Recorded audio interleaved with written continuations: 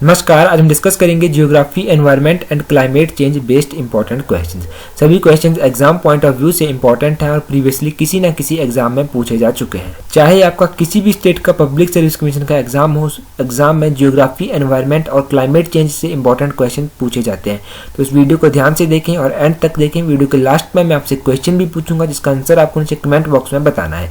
तो चलिए डिस्कस करते हैं आज की वीडियो का फर्स्ट क्वेश्चन। क्वेश्चन नंबर 1 है, world wetland day observed on. World wetland day कब मनाया जाता है? आपको 4 ऑप्शन है, तो इस क्वेश्चन का सही आंसर है ऑप्शन बी, February 2 फरवरी को मनाया जाता है वर्ल्ड वेटलैंड डे। अच्छा, बात हुई है वर्ल्ड वेटलैंड डे की, तो इसको पता होना चाहिए 2019 के वर्ल्ड वेटलैंड डे की थीम क्या थी। 2019 के वर्ल्ड वेटलैंड डे की थीम थी वेटलैंड्स एंड क्लाइमेट चेंज। इसकी थीम आप याद रखिए क्योंकि थीम कई बार एग्जाम में पूछ ली जाती है।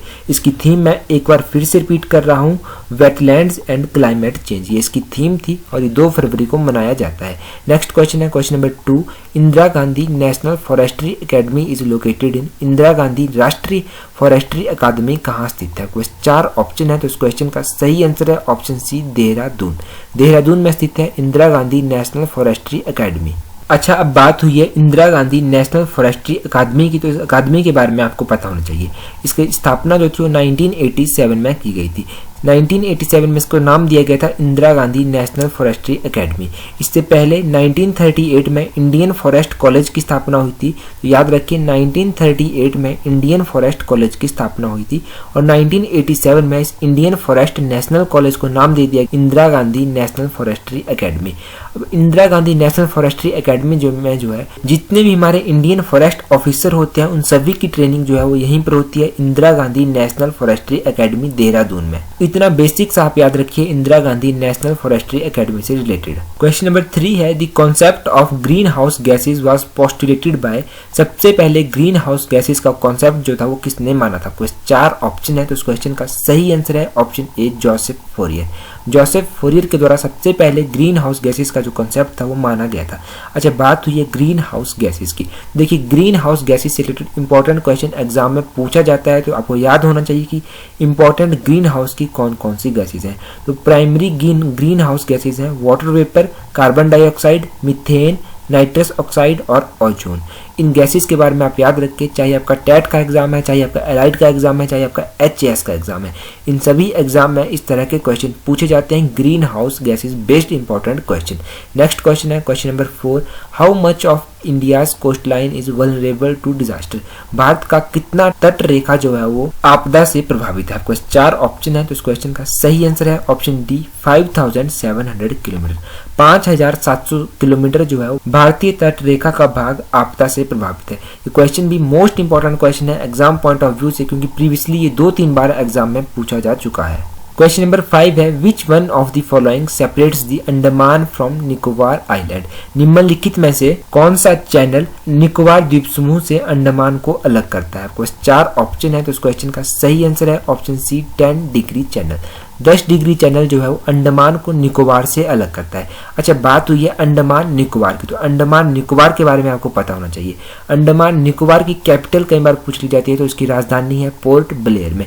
और अंडमान निकोबार जो है कौन से हाई कोर्ट के अंडर आता है? तो अंडमान निकोबार जो है कलकत्ता हाई कोर्ट के अंडर आता है। अब अंडमान निकोबार से एक इंपॉर्टेंट क्वेश्चन बनता है, अभी कुछ टाइम पहले ही हमारे प्रधानमंत्री जी ने 3 अंडमान निकोबार के द्वीप समूह का नाम बदल कर रखा था। उनके नाम क्या क्या थे? उनके नाम थे रोज आइलैंड। रोज आइलैंड का नाम बदल कर रखा गया था नेताजी सुभाष चंद्र बोस आइलैंड, और नील आइलैंड का नाम बदलकर शहीद द्वीप रखा गया है, और हेवलॉक आइलैंड का नाम बदलकर स्वराज द्वीप रखा गया है।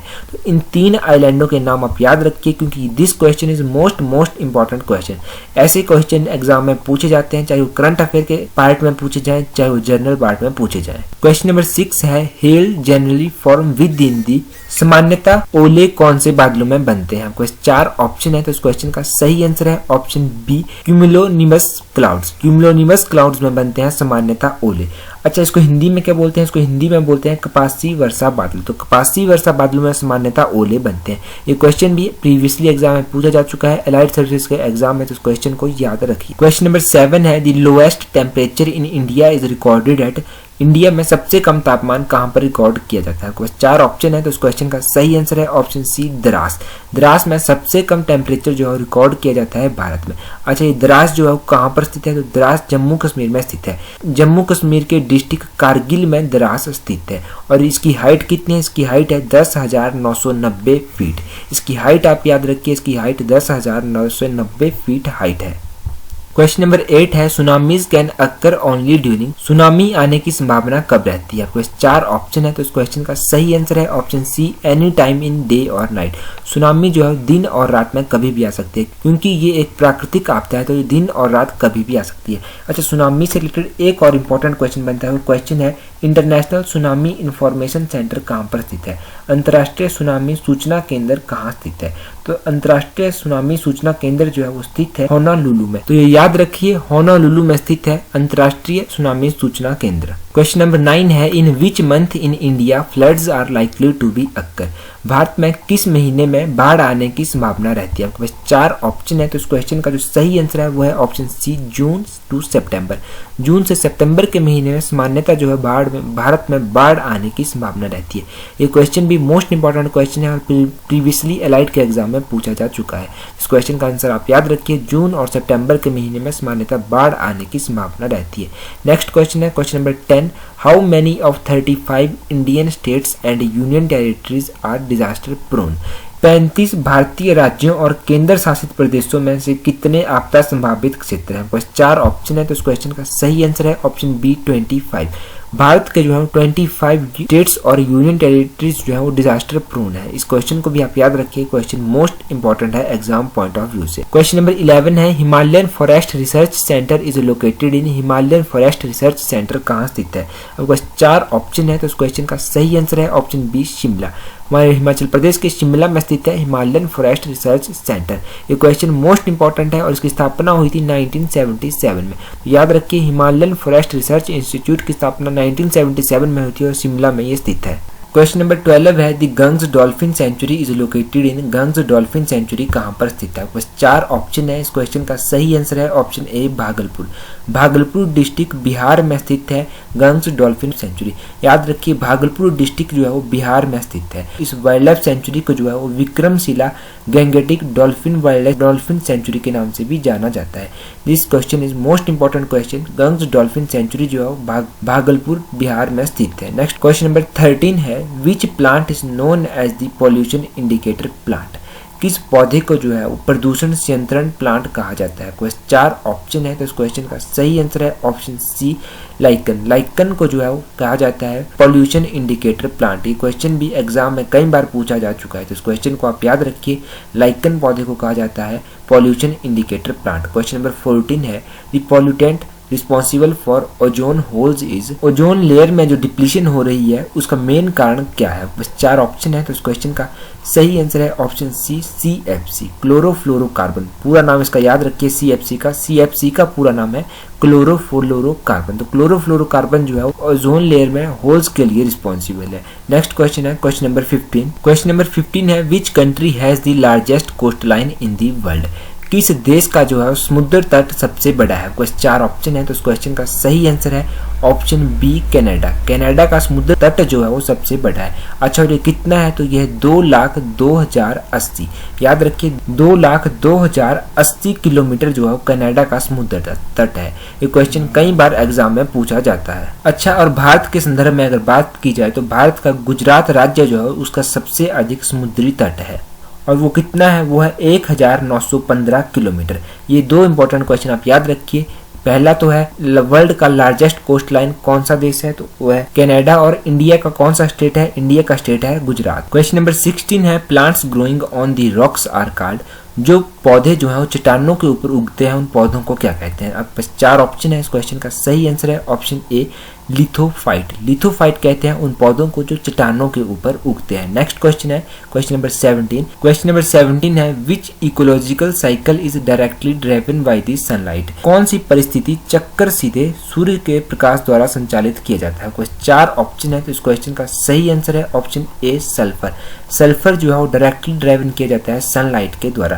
ये क्वेश्चन भी इंपॉर्टेंट है, इस क्वेश्चन को आप याद रखिए। नेक्स्ट क्वेश्चन है question number 18, yellow revolution is associated with, पीली क्रांति किससे संबंधित है। 4 ऑप्शन है, तो इस क्वेश्चन का सही आंसर है ऑप्शन सी, दी ऑयल सीड्स। ऑयल सीड्स से संबंधित है येलो रेवोल्यूशन। ये क्वेश्चन भी इंपॉर्टेंट है, ये क्वेश्चन कई बार एग्जाम में पूछा जा चुका है। अच्छा, कुछ और रेवोल्यूशन भी हैं जिनके बारे में आपको पता होना चाहिए।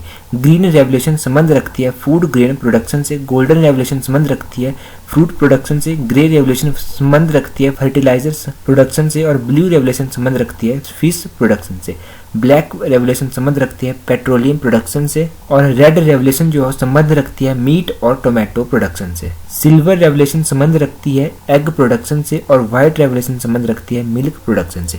तो इन मेन रिवोल्यूशंस के बारे में आप याद रखिए, क्योंकि यहाँ से भी इंपॉर्टेंट क्वेश्चन पूछ लिए जाते हैं एग्जाम में। क्वेश्चन नंबर 19 है, ponds are an example of, तालाब जो है वो किसका उदाहरण है। आपके पास 4 ऑप्शन है, तो इस क्वेश्चन का सही आंसर है option A, artificial ecosystem. Artificial ecosystem का एग्जाम्पल है तालाब, पॉन्ड्स। इस क्वेश्चन को याद रखिए। नेक्स्ट क्वेश्चन है question number 20, the animals depending on both plants and animal for their food.